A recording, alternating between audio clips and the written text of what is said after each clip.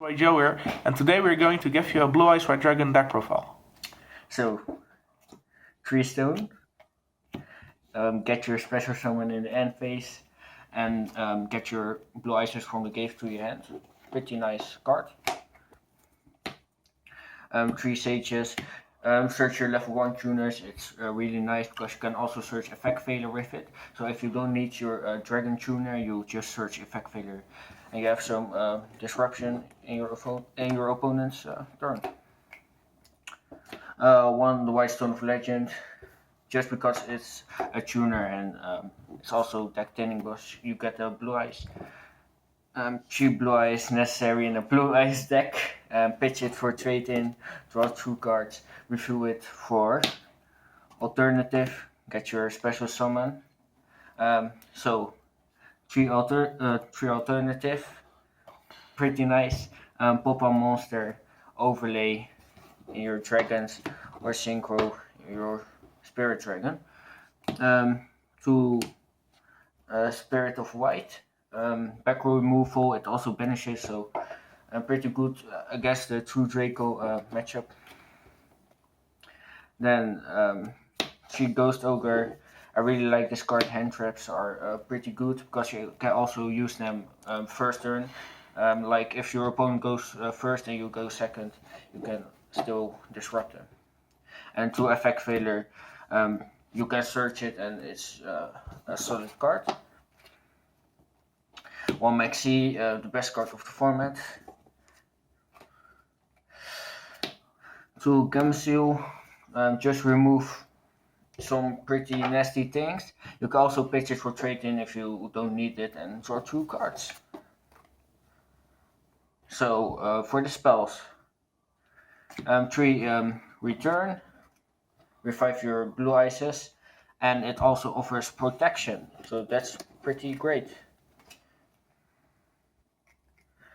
3 Melody, get your searches, pitch your stones, get effects. You get a lot of value from this card. Trade in, consistency, unbrick your hand, and draw 2 cards. Silver Spy, it's not as good as Return, but it's still pretty great. Revive your whites and remove the back row. 2 Dragon Shrine, just to send your stones. Banish them at alternative to your hand, or Blue Eyes, or get your special summon in the end phase. Card of Consonance. I'm thinking about cutting this, like removing it, but I'm not sure because sometimes it's pretty great, but sometimes it's just that card because you don't have tuners in your hand. You have this card, but sometimes it comes in handy. Soul Charge MVP, when I draw it, I almost every time win the game. Pretty nice cards. And 2 Twin Twisters. I'm thinking about switching these for Cosmic Cyclones because it's a little bit more consistent. But this it's 2 back rows, so that's the positive thing. So for the extra deck, 2 Spirit Dragon. You don't really need 3. 2 is the right number. Your opponent cannot summon 2 monsters at a time, so it's pretty good against Gofu and Pendulum decks? yeah, pendulum decks, yes. So the main guy that you use, that you go into with Spirit Dragon is this guy, because Spirit Dragon says that the monster summoned by using his effect gets destroyed during the end phase, but this guy says that Dragon monster you currently control don't get destroyed.